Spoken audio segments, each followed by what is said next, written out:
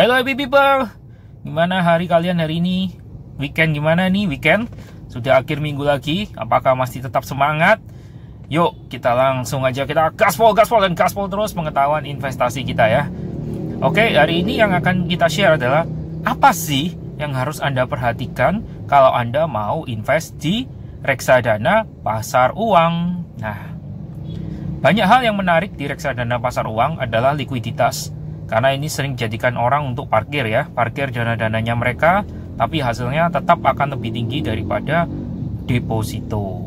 Oke, karena reksadana adalah produk free tax, alias gak ada tax selama kita sudah melakukan pelaporannya dengan baik dan benar di dalam surat pajak tahunan kita atau SPT kita ya. Oke, let's start. Ayo kita mulai aja. Nomor satu yang harus kalian perhatikan adalah tujuan investasi. Betul. Sebelum ikut semua reksadana, kalian harus tahu tujuan investasinya. Reksadana pasar uang sangat cocok bagi orang-orang yang ingin berinvestasi jangka pendek. Kenapa jangka pendek?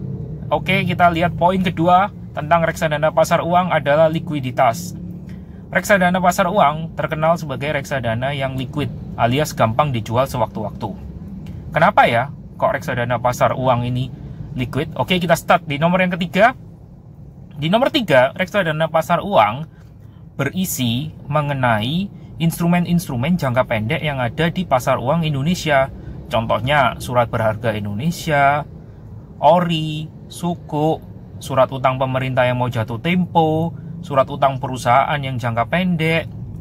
Terus ada juga lagi deposito-deposito di bank lain yang banknya bunganya besar-besar. Mereka diolah menjadi satu tempat oleh fund manager menjadi sebuah reksadana pasar uang. Oke, yang keempat, apakah reksadana pasar uang ini bisa rugi? Bisa dong, namanya juga reksadana, namanya juga investasi. Ada kemungkinan memang NAV-nya akan turun. Duh, tapi kan sekarang naik terus tuh katanya semua manajer investasi, katanya marketing saya nggak bisa, itu salah nih orang ini. Nggak bisa reksadana pasar uang itu turun. Oke, kalau kita cek di tahun 2008, kita mundur sedikit 10 tahun yang lalu, di 2008 sekitar 10-15 tahun lalu ya, ini 2008, bentar lagi 20 tahun nih ya ternyata. Nah, itu reksadana pasar uang pernah mengalami penurunan saat terjadi krisis moneter. Jadi, saya nggak setuju ya buat orang-orang yang bilang reksadana pasar uang nggak bisa turun. Reksadana pasar uang tetap produk investasi, dan sudah terbukti di 2008, saat terjadi krisis moneter, reksadana pasar uang juga mengalami penurunan.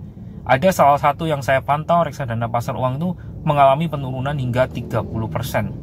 Namun, di tahun berikutnya, reksadana yang turun ini, pasar uang ini, sudah menjadi best performer. Dia bahkan returnnya mengalahkan deposito. Waktu itu, bunga depositonya hanya sekitar 7%-an, tapi si reksadana ini outperform dengan return atau imbal hasil per tahun adalah 9%, dan ini nggak dipotong pajak. Wow atau wow banget ya. Yuk kita ke poin yang kelima tentang reksadana pasar uang. Reksadana pasar uang ini bisa dicairkan sewaktu-waktu seperti yang tadi sudah saya sampaikan. Kenapa sih? Dia isinya adalah obligasi jangka pendek. Nah, kalau obligasi jangka pendek atau deposito itu sewaktu-waktu kita mau mencairkan kepesertaan kita, misalnya nih hari ini kita ikut, waduh kita lagi nggak transaksi saham, kita bisnis kita lagi sepi, kita taruh dulu untuk parkir. Kalau saya, berhubung saya kenal reksadana pasar uang, saya parkirnya di reksadana pasar uang. Karena returnnya akan lebih tinggi daripada bunga deposito. Ya, jadi reksadana pasar uang ini sangat berguna bagi orang-orang yang mengejar likuiditas. Yang keenam, proses pencairan. Biasanya pencairan reksadana pada umumnya sekitar 3-7 hari kerja. Namun ada beberapa reksadana pasar uang yang pencairannya bisa lebih cepat daripada itu. Semua proses pencairannya ini tergantung dari fund manager, karena mereka yang mengelola dana kita di produk reksadana. Oke, yang ketujuh, the last one kita yang harus perhatikan dari reksadana pasar uang adalah pastikan Anda memilih fund manager yang tepat. Ya, banyak di luar sana reksadana pasar uang, tapi kita should take carefully performanya. Saya juga pernah menemui kasus di lapangan bahwa reksadana pasar uangnya nggak liquid. Duh, bayangin, reksadana pasar uang yang katanya liquid ini nggak liquid. So, tetap pilih fund manager yang terbaik, yang menurut kita paling nyaman. Oke? Jadi jangan lupa untuk selalu berinvestasi, untuk selalu kenali investasi Anda, dan selalu ngecek investasi Anda. Ya, semangat terus, kita maju terus, dan kita akan gaspol terus ya. See you and happy day.